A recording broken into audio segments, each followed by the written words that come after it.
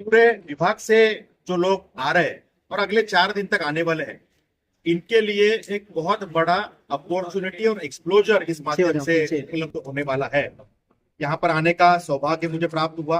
हमारे महेंद्र गरज जी हैं, हमारे गुरमुख जगवानी जी हैं, हम सभी लोग यहाँ पर आए और हर स्टॉल पे जाके हमने उनका कॉन्सेप्ट समझ के लिया, उनके जो प्रोजेक्ट्स है उसकी जानकारी ली। उसके बाद में जो मुझे समझ में आया कि इस पूरे विभाग का जो पोटेंशियल है और जिसमें हमारे ये सब भाई, ये सब मित्र परिवार, ये सब बिल्डर भाई जो काम कर रहे हैं, ये अद्भुत है। क्योंकि गरीब व्यक्ति जो है, आज मुंबई का जो सैचुरेशन हो रहा है, उसके बाद नवी मुंबई और पनवेल रायगढ़ का जो पोटेंशियल है वो सामने आ रहा है।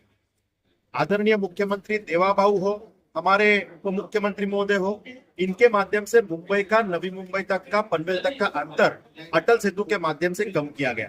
और इसलिए अभी लोगों के लिए फर्स्ट प्रेफरेंस ऑफ इन्वेस्टमेंट ये पनवेल बन चुका है, नवी मुंबई बन चुका है। और इसलिए ये एग्जीबिशन ऐसे समय पे होना, ये अपने आप में एक बड़ी बात है। एक बाजू में अंतरराष्ट्रीय एयरपोर्ट का उद्घाटन हो चुका है, कामकाज शुरू हो चुका है, वहां पर फ्लाइट्स आना जाना शुरू हो चुका है। और इसलिए लोगों का जो ध्यान है ये पूरा इस विभाग पे है। और पूरे महाराष्ट्र का ग्रोथ इंजन जिसे कहते हैं, वो आज ये पनवेल विभाग और नवी मुंबई विभाग है, रायगढ़ जिला। और इस कारण यहाँ पर बहुत ज्यादा पोटेंशियल है और बहुत अच्छी तरीके से क्वालिटी प्रोजेक्ट देने का काम हमारे सब इस बिल्डर परिवार ने यहाँ पर किया हुआ है। मैं हमेशा कहता हूँ कि सबसे जरूरी जो चीज है वो घर है। क्योंकि खाने के लिए कुछ कम रहा तो थोड़ा कम खा के आदमी सहन कर सकता है।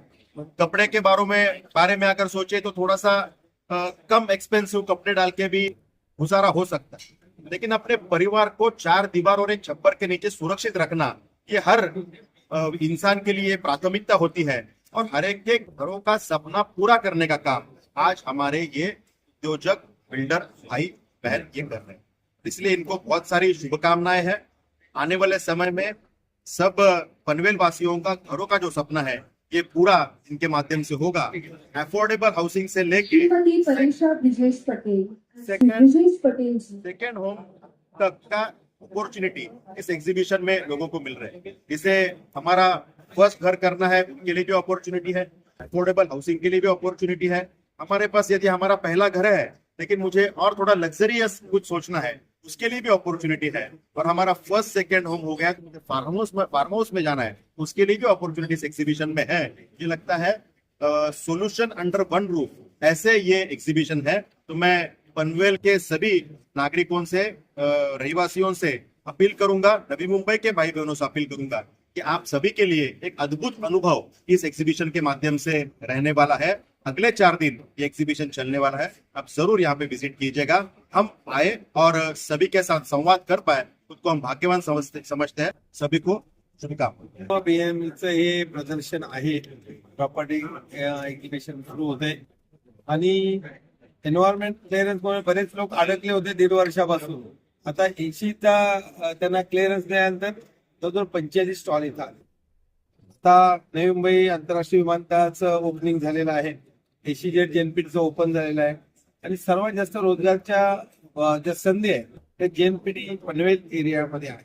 महानगरपालिकेच्या माध्यमातून सुद्धा आता डेव्हलपमेंट अतिशय सुंदर आहे। एअरपोर्टच्या माध्यमातून कनेक्टिव्हिटी फार छान झालेली आहे आणि म्हणून आता नुसतं सिडको अंतिम टप्प्यात आहे। आता सिडको मध्ये काय घरं बनण्याची संधी संपलेली आहे, पण नयनासाठी जे आता गव्हर्नमेंटनं, मुख्यमंत्र्यांनी फार जोर लावले आहे, नयनासाठी प्रचंड फंड्स आणलेले आहेत।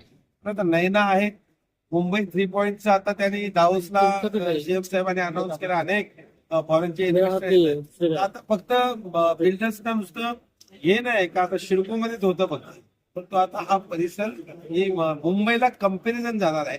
कारण अटल सेतू जेव्हा कम्प्लीट झालं, ओपनिंग झाला, मोर दॅन 25-30% रेट्स इथं बिल्डिंग कन्स्ट्रक्शनचे वाढलेले आहेत, म्हणजे घरं घेण्याचे।